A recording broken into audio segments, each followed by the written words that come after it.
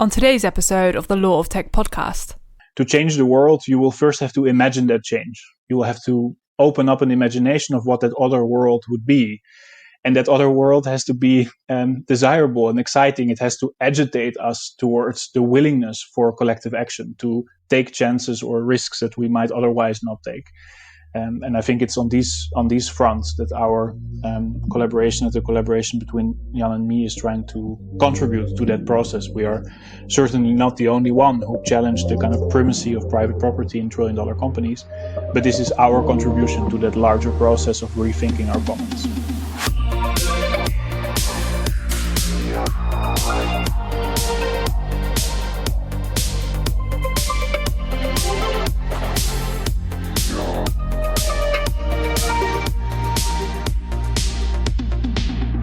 Hi, and welcome to another episode of the TLOT Podcast. In this episode, we'll gain an insight into an initiative which is calling for the collectivization of BigTech, in particular the collectivization of Facebook. And for this, I am joined by the initiators of this initiative, Jonas Staal and Jan Vermon. Now, Jonas Staal is a visual artist whose work deals with the relationship between art, democracy, and propaganda, and has often sparked public debate. He studied monumental art in Enschede and Boston, and his work can be found across the globe in the form of interventions in public spaces, exhibitions, lectures, and publications. Jan Vermon, on the other hand, is a lawyer at the Bar of Brussels in Belgium, specialized in criminal law, international humanitarian law, and human rights law. Since 2005, he is a bureau member of the International Association of Democratic Lawyers, and he represented trade unionists against attempts to criminalize collective action, victims of the genocide in Rwanda, and of war crimes committed by US troops during the war on Iraq, and of NATO bombings in Libya, among other things. Jonas and Jan, welcome to the show, and thank you for taking the time to join me. Thank you for having us. Thank you. Pleasure to be here. Now, in your work, you describe three main developments in society. You describe financialization, bureaucratization, and internationalization that have played a decisive role in the rise of big tech. Zooming in more on this, how did big tech come to be, and how is it likely to go even bigger still? Potentially, Jan would give a more thorough historical answer, but for me, it's very hard to disconnect the history of colonial empire and the massive accumulation of wealth and the development of global infrastructures and technological infrastructures that emerged from it. And I think it's very telling that if you read media scholars like Siva Vaidyanathan and his book Anti-Social Media on the development of Facebook, or the work of Shoshana Zuboff and her work on surveillance capitalism, that these authors immediately reference the history of colonial empire, the history of the East Indian and West Indian Company, to somehow have a comparison to understand the impact of trillion-dollar companies from Facebook to Amazon to Microsoft to Apple to Bayer in our present. So this is their first frame of reference. This kind of reference to a brutal and structural accumulation of wealth and structural strive towards monopolization. Yeah, because wherever companies are building something big, and that I don't think that's anything new necessarily, but for these companies especially, when you're building something so great that truly is dominating both in terms of size and of power, things are obviously bound to get messy in a way. This is something we've seen in the past, and it's nothing new what we're seeing now. But it is especially believed that these companies are truly impacting our lives from a societal perspective, political perspective, and also an economic perspective. And this has also obviously raised a number of concerns. Jan, what are some of these concerns that these companies are raising? Well, actually, I think it's exactly as you said, as well in the field of economics, in the social field, in the political field. These companies have built, especially those who are active in the data economy, they have built a tremendous unseen power and influence on all these aspects of human society. Economically, and I think we're only at the beginning there, it's very clear that data has become the most important raw material in the economy. And I think that will become even more important in the future, because it's an ongoing development. we all know that the social media are present everywhere at any moment of the day in our daily life. So Facebook has become really something that is present in probably the vast majority of the lives of human beings on Earth. And plays a very specific role there. Also, it changes, and something we explain in the indictment. Somehow, from a social point of view, also these Facebook changes labor relations because we think that digging or providing the raw material, which previously was a normal economic activity, normal work, now actually through the social media especially, people are providing data for free. So they are actually providing the raw material for the new economy to free to these companies, which is a new development and creates a kind of situation where work is done without proper compensation in the form of a salary. And so that changes, of course, also labor relations, social relations. And then it's obvious that while these companies control data and therefore also information, both by collecting the information that can be used to influence the political opinion and public opinion, but also by creating very, very specific channels for disseminating those information. Of course, it has a very huge impact, both economically, on social relations, on social life, and it can have a major influence on political developments. You mentioned Facebook a couple of times. Now, you obviously focus specifically on Facebook in your indictment. And I'm interested to know because obviously Facebook is just one of the big tech companies. You just mentioned Amazon, but we also have Google and many others. What led you specifically to choose Facebook? Why not any of the other big tech giants? Well, first of all, I don't think this is a Facebook only thing.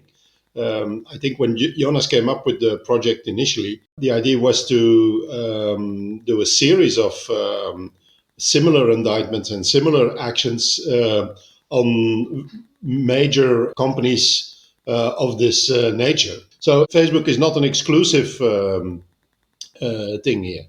But I think on the other hand, Facebook is really impacting probably more than any other of these big companies on daily life of billions of people throughout the world, because it is for many people, including third world countries, it is a major channel of information. It is a possibility to communicate with the world. We know that Facebook has played a role in some popular movements, protest movements also.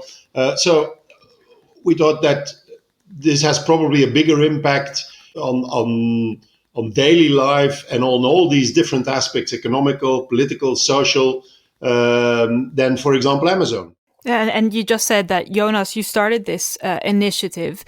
Are there any other similar cases that are currently out there against Facebook in the same way that you're doing that right now?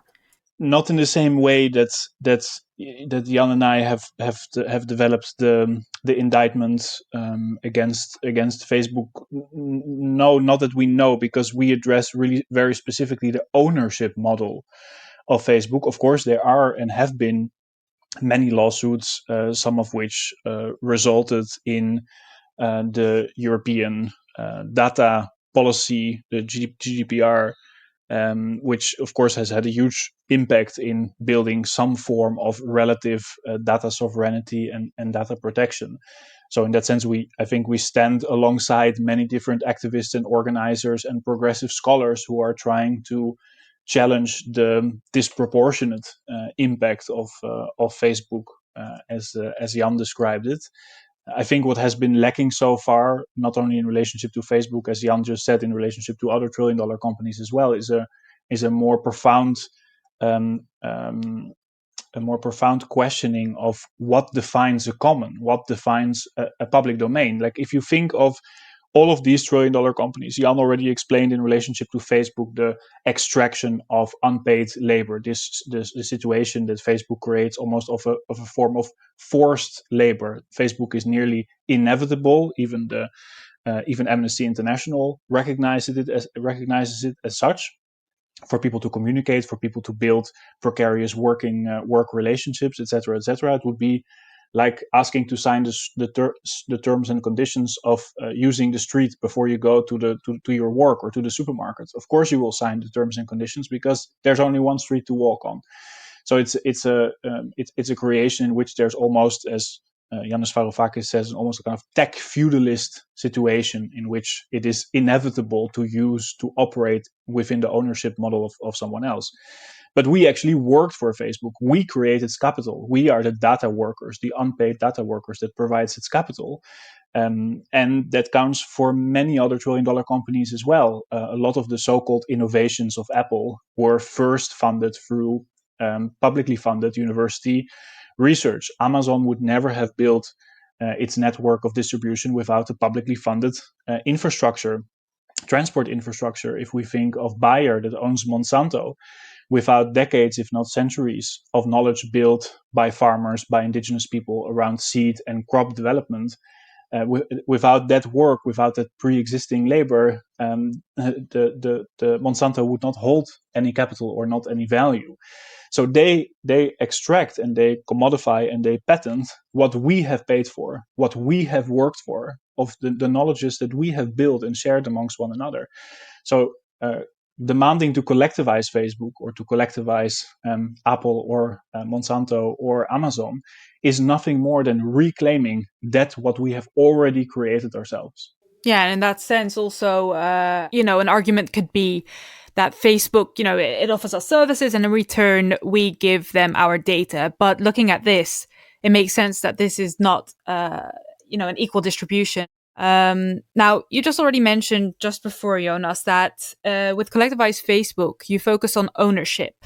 And in particular, in your indictment, you highlight the right to self-determination. How does this right apply in the context of Facebook? Well, first of all, it's important to understand what the right of self-determination is about. It's not just the right of the collective right of a people to have an independent state. Very often, the right to self-determination is understood as the right to secession for people from existing states and to create their own states. But actually, the way it is defined in the two UN covenants, one on civil and political rights and the other on social, economic, and cultural rights, in both of these covenants, the right to self-determination is actually the fundamental right which is put forward, from which all the other rights derive. It's a kind of umbrella right for all the other rights. And it is to be understood as the right for both individuals and collectivities to decide on their own economic development, on their own political system, to be able to decide on their own lives. That is actually what the right to self-determination is fundamentally about. And only one small part of it is the right of people to create their own state or their own political structure. That is only a minor part of it. It's much, much broader than that. And in order to decide on your own fate, you have to be able to access information. You have to be able to communicate with other people.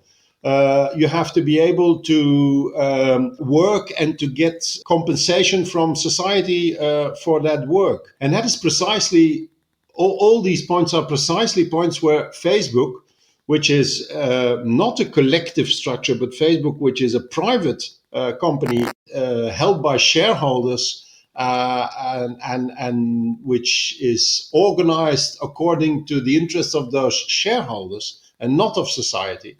It's precisely on all these levels, information, distribution of information, new forms of work, etc., that Facebook plays a major role. And so that is why I think this the right to self-determination, that perspective is absolutely decisive for these big companies. Previously, there were a lot of discussions on the way, for example, Facebook competed on privacy, or on the way there was some attempts to apply anti-monopoly legislation to or rules to Facebook. But actually, that is only very, very, very small part of it. All of it is useful, but it's only a very small part of the problem, because the privacy aspect, of course, there is a problem when Facebook collects your data without actually and then sells it or uses it for whatever purposes without your knowledge even. But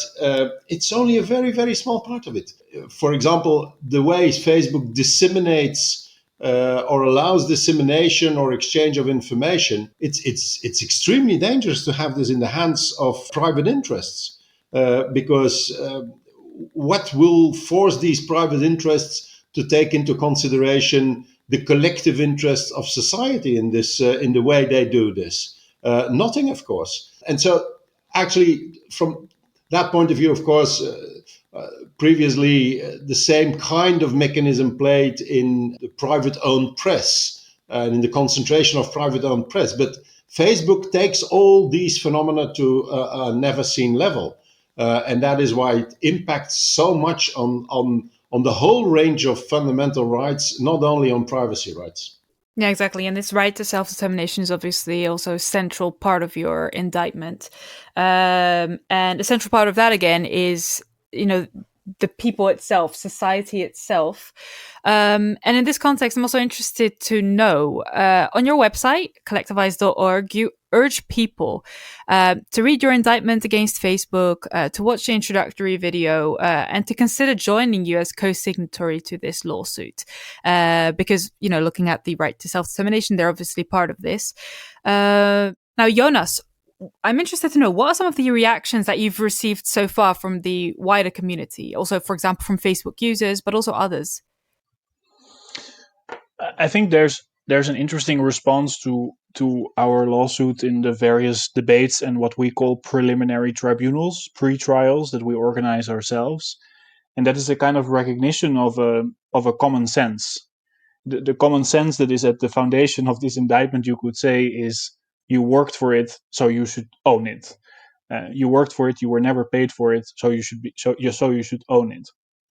And this is the kind of first step in towards a larger argument about the impact of Facebook in the context of forced labor and data extraction, and its impact on privacy, the role it plays in surveillance, and the impact of racialized algorithms, its disproportionate impact on elections, its advising of authoritarian regimes, the extractive industry also that underlies companies like Facebook and other trillion-dollar companies, because the digital is still fundamentally material. The environmental footprint that it leaves, but also the extraction of raw materials and minerals, and the costs of lives that are involved in that. All of that builds in a way from that first kind of primal common sense argument, and that argument is directed at trying to change a dominant narrative that is structured today around private ownership.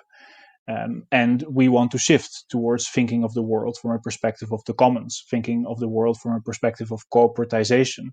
We're not calling to nationalize Facebook, we're calling to cooperatize Facebook, for us as users to become members, meaning the owners, the collective owners of the infrastructures that define our day-to-day life, our day-to-day work, our day-to-day social engagements.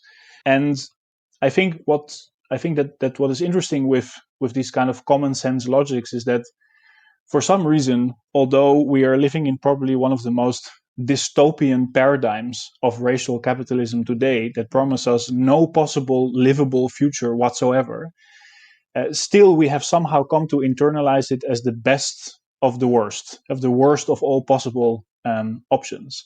And that has to do with very deeply ingrained, very deeply internalized ideas about the private, about the kind of bizarre celebration of supposed novelty and innovation. This kind of the Silicon Valley myth of success that surrounds the kind of leader figures around trillion-dollar companies, even though, just to remind everyone, these companies would never have existed without collective investment and collective work in the first place.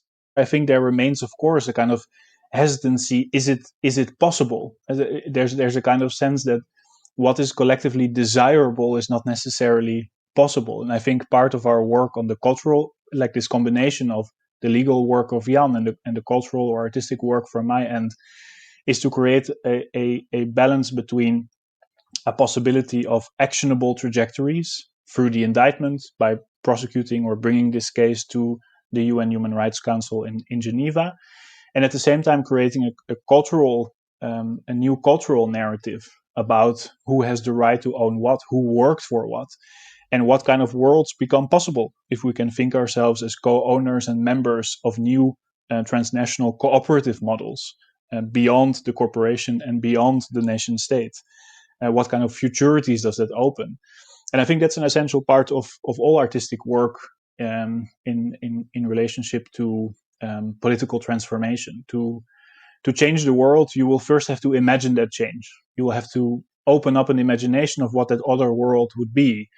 And that other world has to be desirable and exciting. It has to agitate us towards the willingness for collective action, to take chances or risks that we might otherwise not take. And I think it's on these fronts that our collaboration, the collaboration between Jan and me, is trying to contribute to that process. We are certainly not the only one who challenged the kind of primacy of private property in trillion-dollar companies, but this is our contribution to that larger process of rethinking our commons.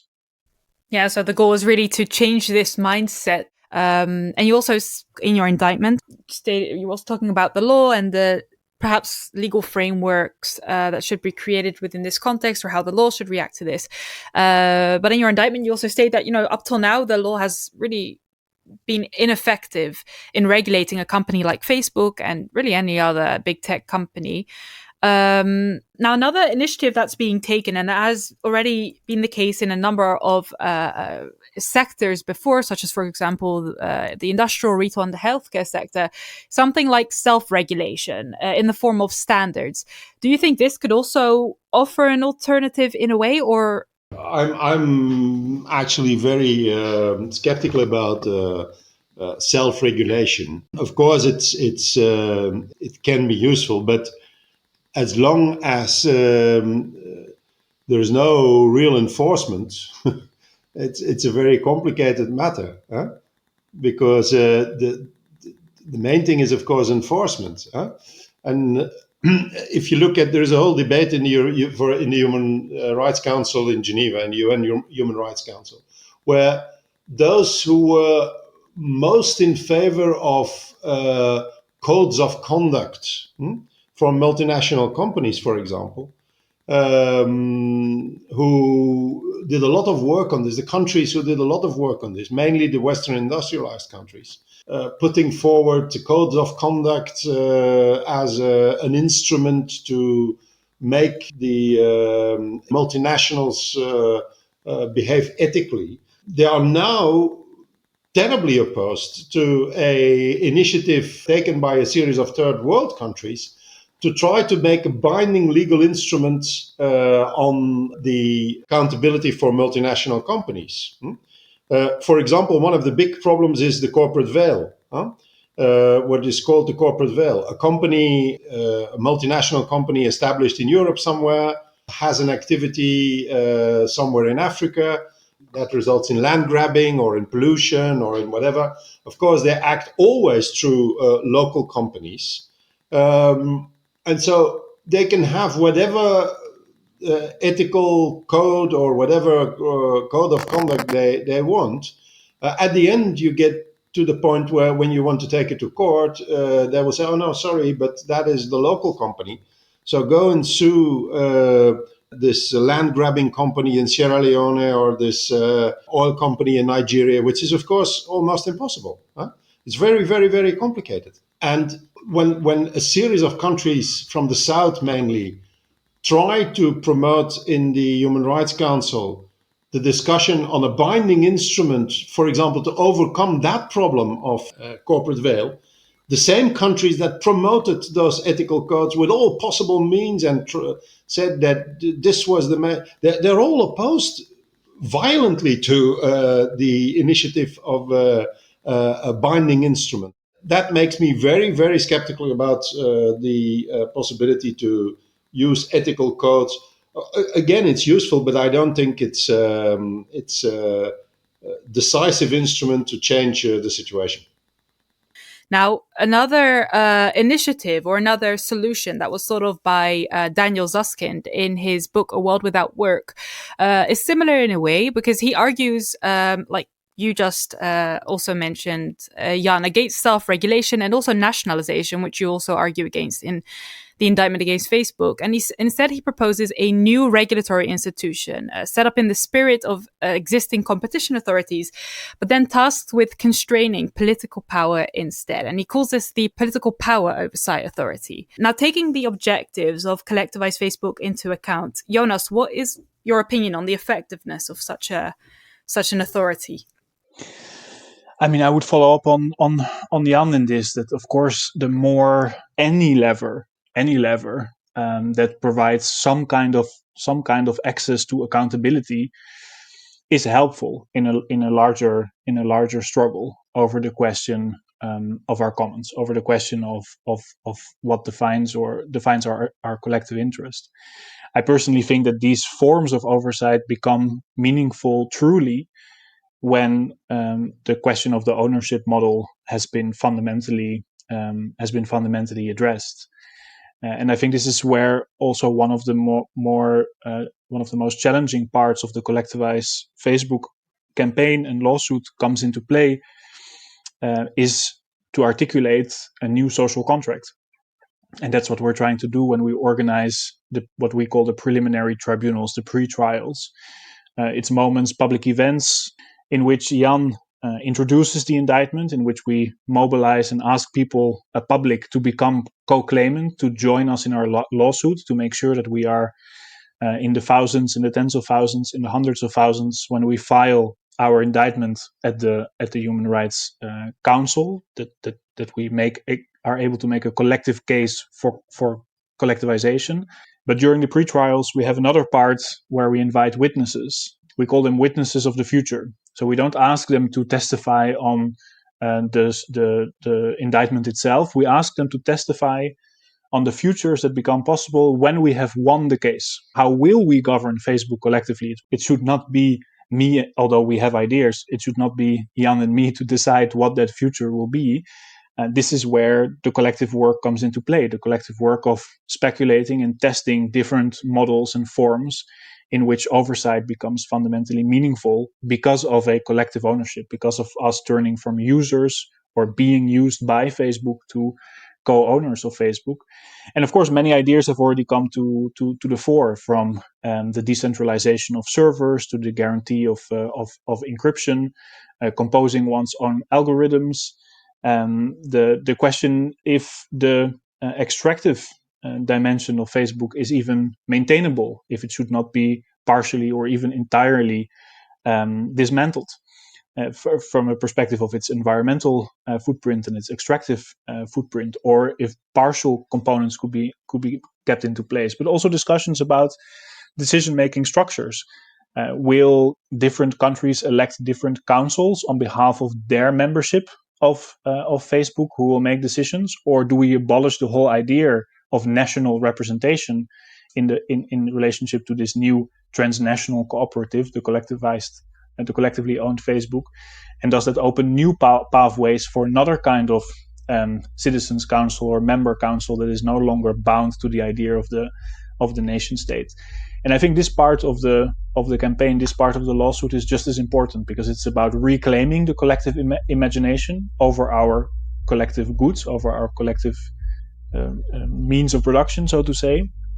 But it's also about collectively agitating and provoking what worlds can be made if that effort becomes successful, and thus also a stimulant in making the choice to join as a co-claimant.